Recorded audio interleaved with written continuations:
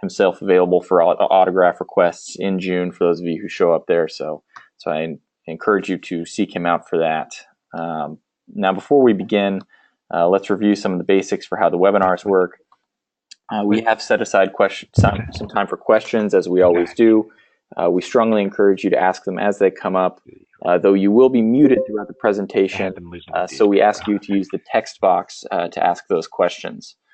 You may see that text box in the GoToMeeting control panel. The chat panel. Tennessee's looking good.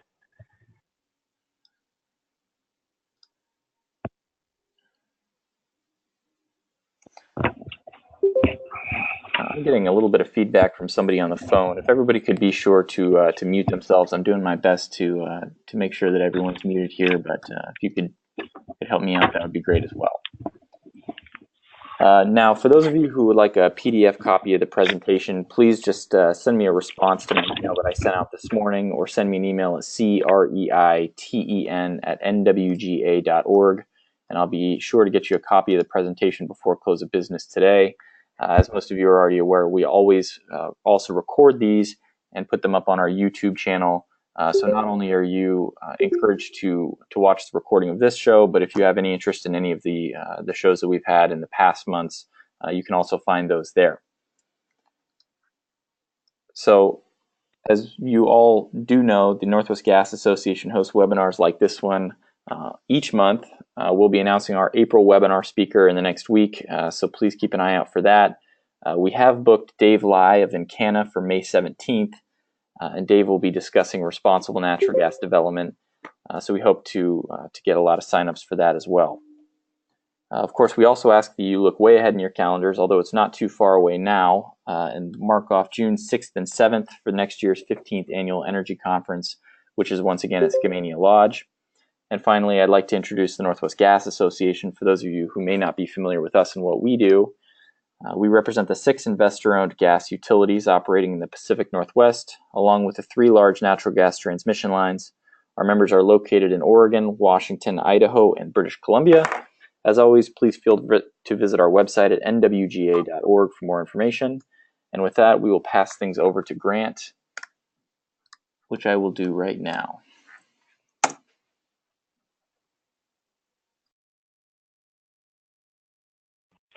Okay, let me do a quick sound check here. Hopefully everybody can hear me. Indeed, thank you for joining me this afternoon. You are brave souls for taking your lunch hour to listen to an economic outlook. The title of my outlook is U.S. and Canadian Economic Outlook, Strange Days. And let's face it, times are a bit weird.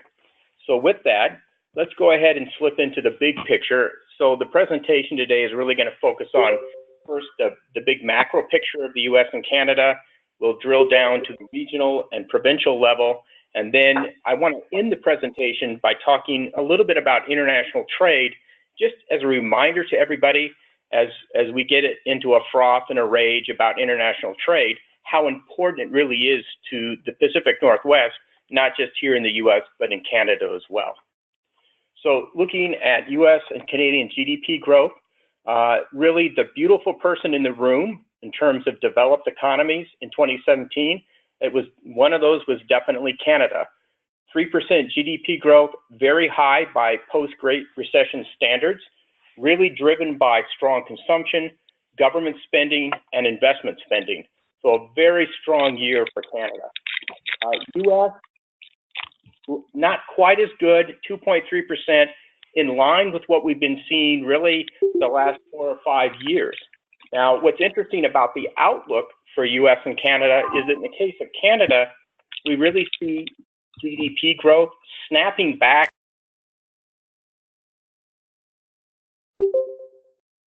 over that period. Now, keep in mind, what I'm showing you here are consensus forecasts.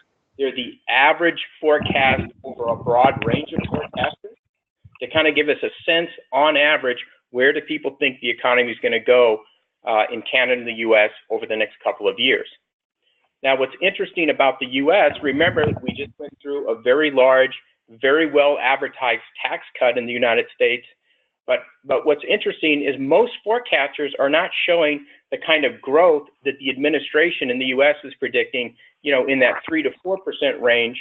Most forecasters see things around 2.6 in 2018, and then declining further in 2019 at 2.2%.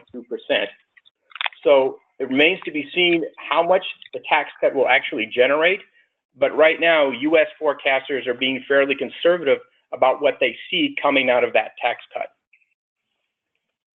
Now, you'll notice again, every time we don't have to go out very far in the future before we see these GDP forecasts get relatively low, again in that 2% range.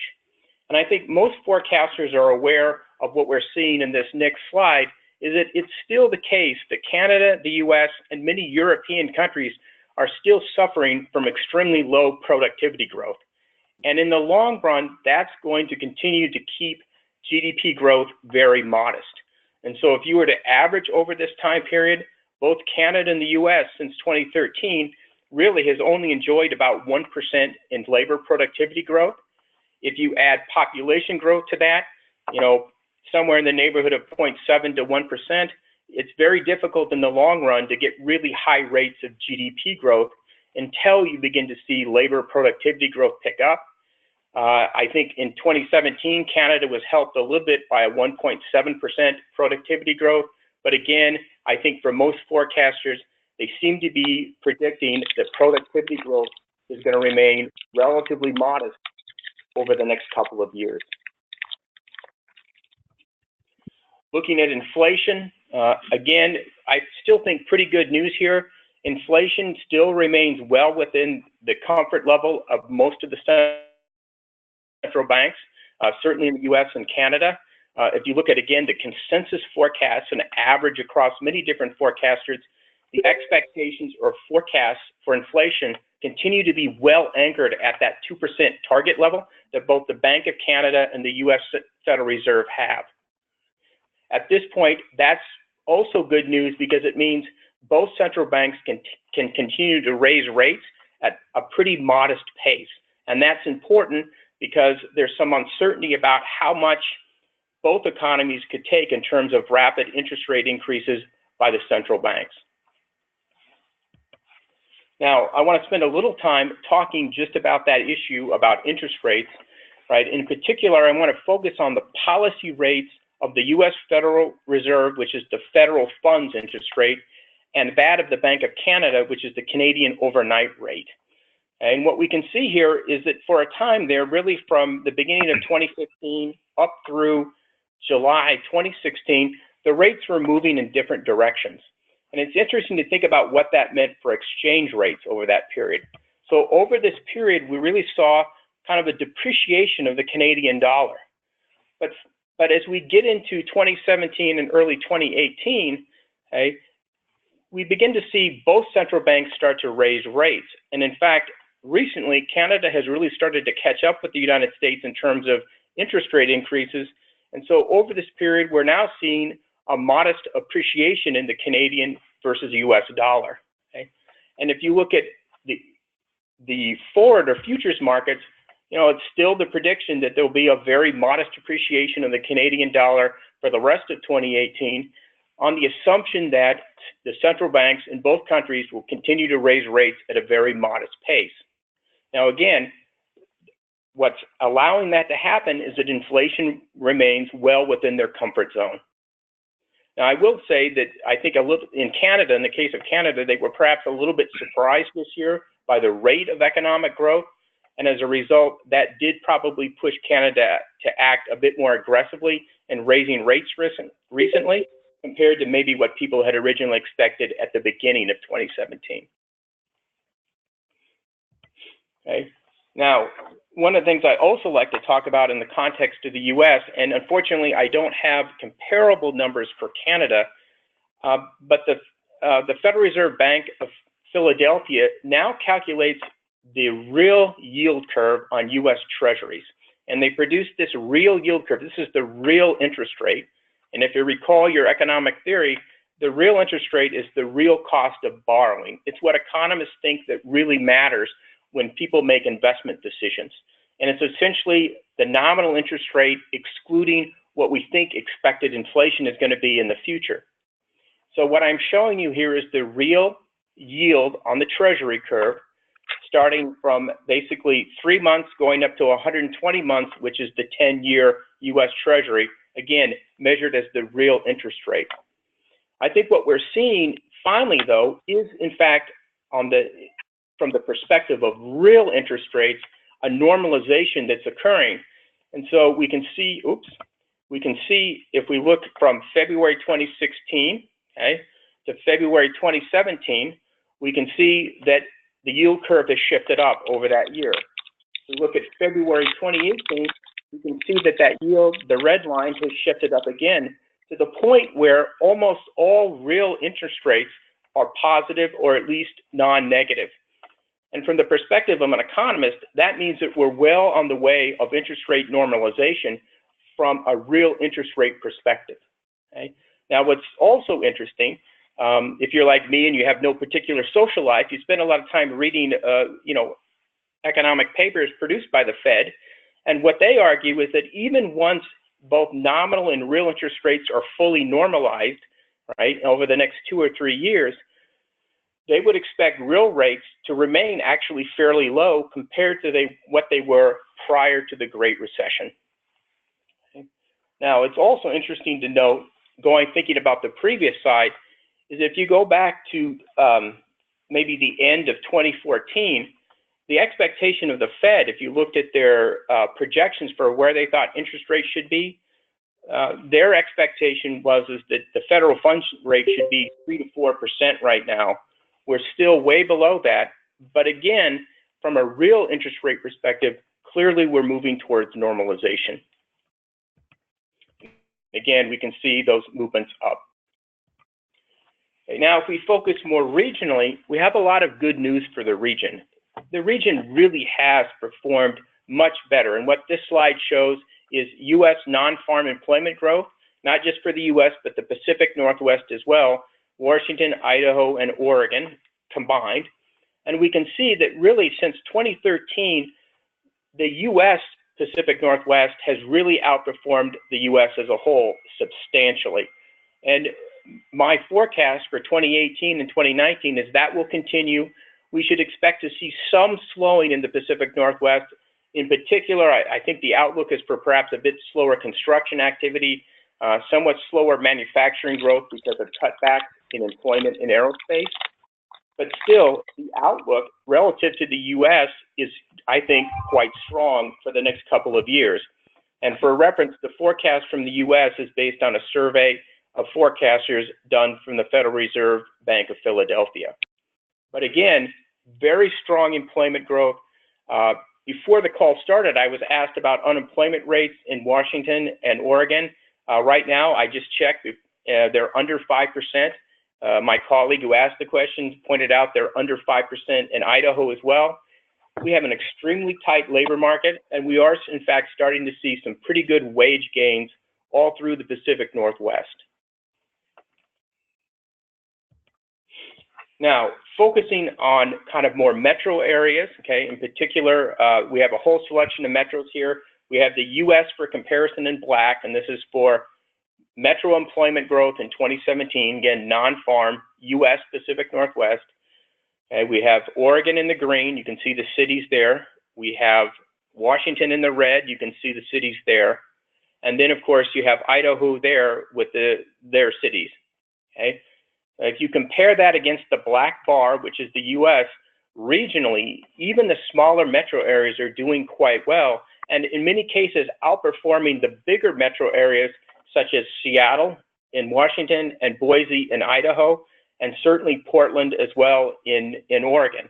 So again, if you look at this graph, what it shows is a lot of small metro areas are in fact growing more rapidly than maybe what we're seeing in the big urban areas, which really led in the beginning of the expansion.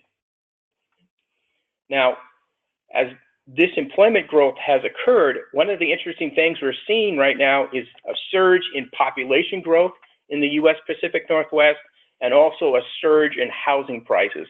And this is actually of some concern, so I thought I would spend a little bit of time talking about that, the connection between the two. And so I wouldn't be a good economist unless I put in a scatter plot. And so here's my scatter plot for the day. And what it really shows is for the metro areas that were on the previous graph, it's diagramming or plotting out the relationship between 2016 population growth in that metro area and the 2017 increase in existing home prices. Okay? Now, if you look at this, you can see with the exception of Bend, Oregon, which is a bit of an outlier, and I suspect they like that as an image, right? You can see that things are pretty tight inside a cigar, which means there's a pretty strong association between home price growth and population growth in the previous year. And so the question is, why are home prices rising so much? Why is that causing so much stress? Well, it's because a lot of people are moving to this region, and they're moving to this region because there's economic opportunity here. Okay?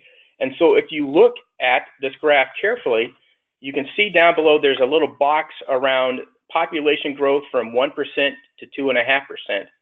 Most of the points lie in that range, and that's really pretty good population growth compared to the rest of the U.S. U.S. population growth is about 0.7%, okay?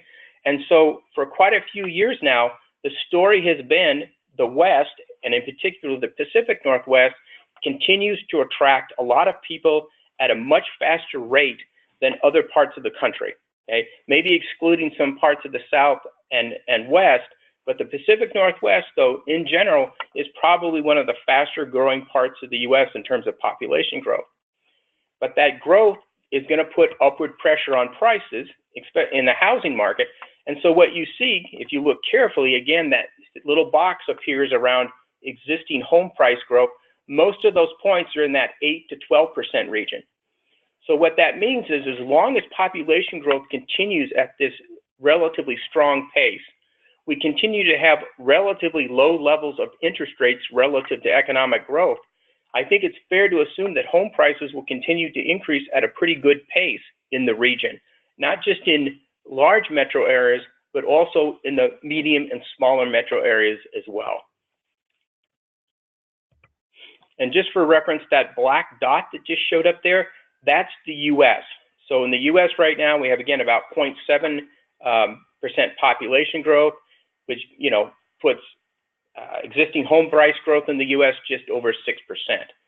So again, you know, home prices, cost of living in that context is so high in the Northwest because, again, people want to live here, and they want to live here because there's economic opportunity. Okay, if we focus on the Canadian side of the border, looking at Canada and BC, all I have to say is, wow, that's incredible, actually. If you look at how well BC has done really over the last couple of years, it's astonishing compared against overall employment growth in Canada. BC is really hot. I think my guess is most people were quite surprised at how strong BC employment growth was. And just like the US side of the border, employment growth is very broad-based, right? But what's interesting, again, is forecasters, again, a broad range of forecasters, are expecting growth to subside substantially in 2018 and 2019, down around that 2% level, on the assumption that it's going to be very difficult for the economy up there to continue to generate job growth in excess of 3%. But if you look at, again, BC, Washington, Oregon, and Idaho, it is very strong. It is much stronger than what you would predict by national GDP growth. And again, that is helping people migrate to this area, again, looking for that economic opportunity. Is Alberta similar to BC? And that's a good question. I haven't actually looked at the Alberta data, so I'll admit ignorance and I cannot answer that, but I will have to take a look at that. Now, what's interesting, though, about that, and hopefully the next slide is what I think it is. Yeah, so this is metro employment growth in BC. And, you know, you can see, again, compared to Canada as a whole, you know, you have individual regions in BC growing at an incredibly rapid pace. And please notice Kelowna. Now, apparently what's happening to Kelowna, which is, you know, fairly close to Alberta, you know, is that Kelowna is now a destination for a lot of people to come and retire.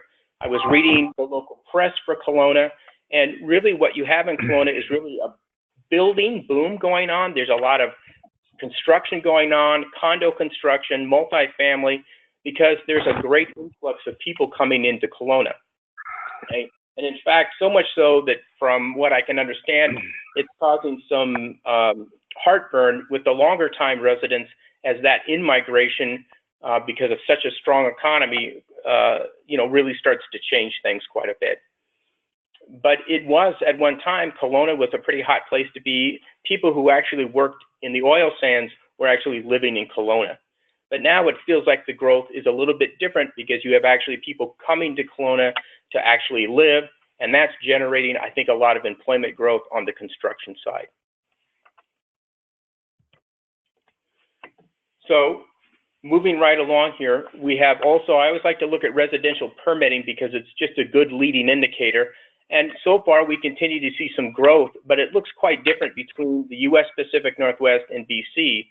And so if you just focus first on the black line, which is what's happening year-over-year growth in residential units permitted, so these are looking at units permitted, we can see that 2012 was that real big jump as we recovered from the Great Recession.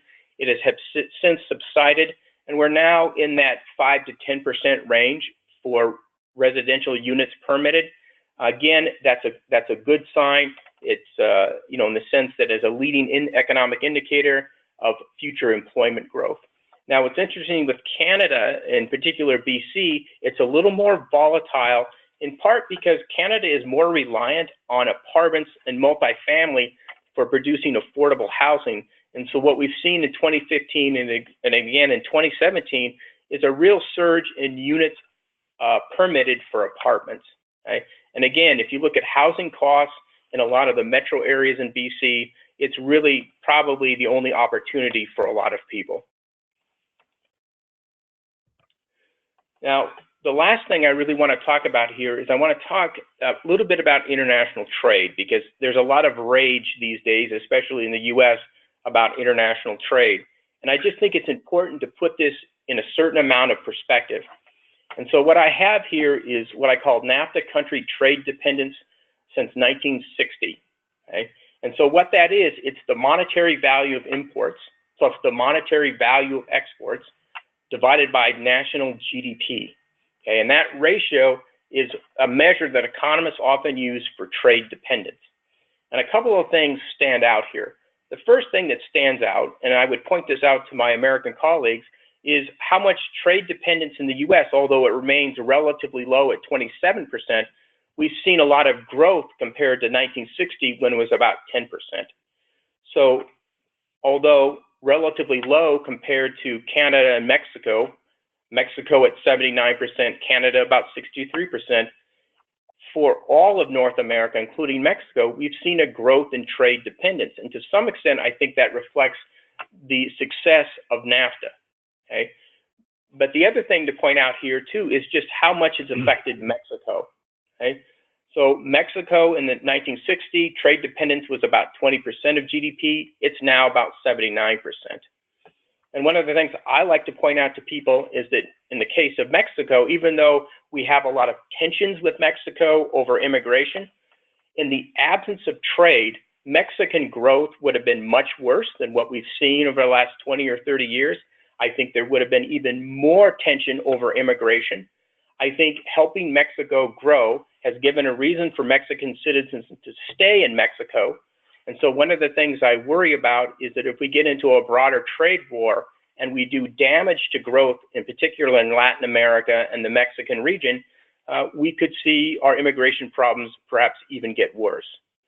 So a couple of things. Again, we've seen all of North America become more trade dependent. And I think we need to be careful that we recognize that, it's not 1960 anymore. Now, looking more closely at the Pacific Northwest, okay, I've pulled data from the US Census looking at trade dependency at the state level. And so that top green table is Pacific Northwest exports in 2017. And so you see Montana, Idaho, Oregon, and Washington, and that's the share of that state's exports that go to Canada. And then that's Canada's rank from the perspective of that state. and these are merchandise exports. Okay, so look at Montana. 42% of Montana merchandise is exported to Canada. It's number one. Idaho, 22%, number one. Oregon, 11%. Canada ranks two. Washington is 10%, ranks two. Now, if you look at Pacific Northwest imports from Canada, again, Montana, 85% of Montana's merchandise imports, 85% come from Canada, ranked number one. Then you can see Washington, Idaho, and Oregon, all one or two. So from a regional point of view, we have, I think, a big interest in making sure that as NAFTA gets renegotiated, it doesn't break out into a wider trade conflict. This is also the case for BC. Just a couple of interesting statistics here. So in particular, this comes from BC Stats, and that's the statistical website for British Columbia. It says, how important is Washington to BC? That's the second paragraph you see there. If Washington were a separate country, it would rank number 3 as a destination for BC origin exports in 2017, with nearly 15% of BC's commodity exports shipped there. And so what we see here is really a region that's tied at the hip. And so again, my hope is that as this discussion about trade, and in particular NAFTA, goes on, we're as a region really involved in that, because we have a lot to lose if these broader trade agreements really start to fall apart. Right. With that, I say thank you. Hopefully that was fairly efficient. So the question is, do you have questions for me?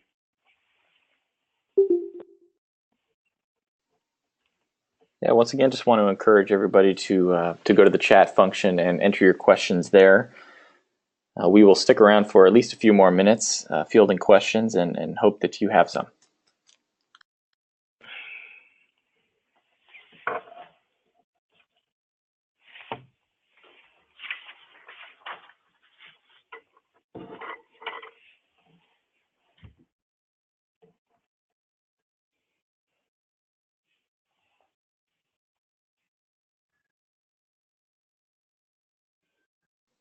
Grant, it looks like we've got a question here. Did you hear anything about the Canadian entitlement negotiations that bear on gas prices and power? Excuse me.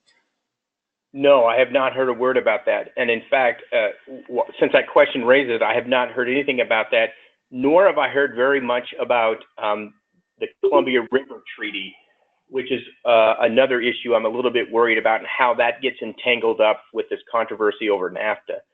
But again, back to the original question, I have not heard anything about that. And can you speak to the dollar value of imports from BC? Is that where what your numbers represented?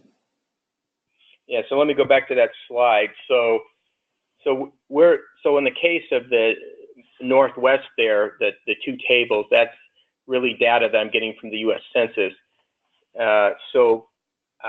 Ask the question. So the data that the comments on the right there actually come from calculated by BC Stats from Statistics Canada data.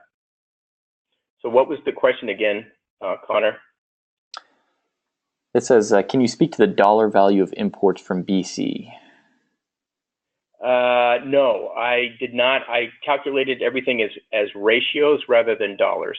I'd have to go back and look and see what those numbers were. Sure. And the next question here, what role is the energy sector going to play in the region's near-term growth, and how much of that comes from Canadian energy sources? I think it's incredibly important, and this is why. I mean, if you look at what we can buy Canadian gas for now in the Pacific Northwest versus what it is, let's say, by the benchmark Henry Hub, we're getting an incredible deal, even if you adjust for exchange rates on the price of Canadian gas. And I think you can see the impact directly from the perspective of utilities is that gets passed on to customers. And so one of the things we're seeing right now are for people who have gas as heat is their energy bills are way lower than people who have electricity as heat. And what that does is it frees up a lot of spending for other parts of the economy. And so I think it plays a crucial role.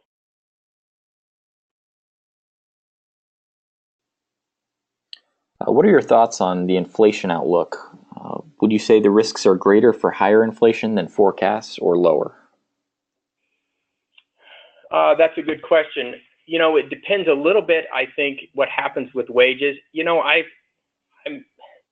sense is that if there's some risk, it's probably a little bit on the upside, simply because we're starting to see wage growth pick up in certain parts of the country. But on the other hand, when you look at other sectors of the economy and how they affect the price level and so forth, I don't see much of an upside risk on inflation. So I still think the Fed, both the Federal Reserve and the Bank of Canada, will be able to keep inflation, narrowly around their target range, with a little bit of upside risk in the U.S. because of wage growth. Do you see any benefit in reduced regulatory enforcement and streamlining? Well, that's an interesting question. I mean, that's an interesting question. So it depends a little bit on, so let me just speak more to the U.S. One of the problems we have right in the U.S. from the perspective of utility management is that you have an administration that would like to deregulate. The problem is that deregulation is fairly partisan. It doesn't seem to be particularly bipartisan. And so one of the things I think not just my business, but most businesses are worried about in terms of deregulation is, if this administration deregulates and you respond to that, are you going to get hit later on when there's a change in party or governance in DC and they whiplash back to a more strict kind of regulation?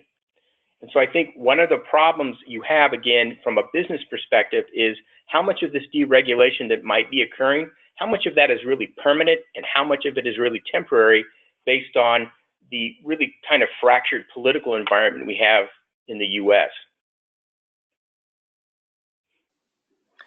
One more here. What are the prospects for growth in the industrial sector in the region? Probably okay. In fact, we've seen, industrial growth seems to be coming back. I think a little bit in terms of our region. I think both in Canada and the U.S. On the U.S. side, I think what we need to see, what would really help us, is some stronger growth overseas. We need to see maybe a little bit stronger growth in Europe. That would definitely help both, I think, industrial production in the U.S. and Canada, but also stronger growth just generally in the rest of the world. Because I think increasingly you see a lot of people in the industrial sector dependent on trade and that overseas growth. Well, we'll give folks a couple of minutes here to type out any other questions they may have. In the meantime, I really want to thank you, Grant, for taking the time to do this. Great presentation, as always. Looking forward to seeing your presentation again in June, and hope everyone on the line will be there to see that as well. So yeah, really appreciate it. And if I fail to adequately answer anybody's questions, please feel free to contact me directly and yell at me if necessary. Fantastic. Well, we'll give folks about 15 more seconds here to finish typing up if they have any more questions, and otherwise we will sign off.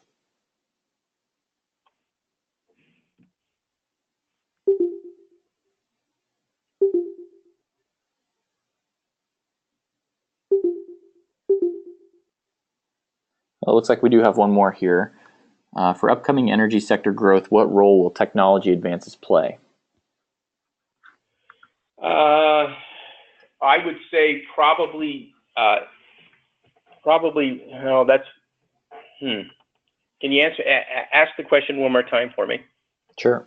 For upcoming energy sector growth, what role will technology advances play? Well, I think if I look at the technology advances that are out there now, it's really hard to say, because a lot of the technology advances could enable people to use energy much more efficiently and less. But you have other technological innovations out there, and I'm thinking in particular of electric transportation. In other words, cars, but not just cars, trains, mass transit, and so forth, that could potentially use a lot more energy in terms of electricity. And so it's really hard to get a grip on because, again, you have these two kinds of different innovations occurring. One could potentially use a lot more energy, and one could potentially create a situation where people could use a lot less because it just makes energy use more efficient. And in terms of doing my own forecasting for our IRPs, that's one of the things I'm grappling with is, which type of technology is going to dominate over the next 20 years in terms of impact on energy use. Perfect. Well, I think that should be about all for today. Thank you again, Grant, and we'll look forward to seeing you in June. Thank you very much, everybody.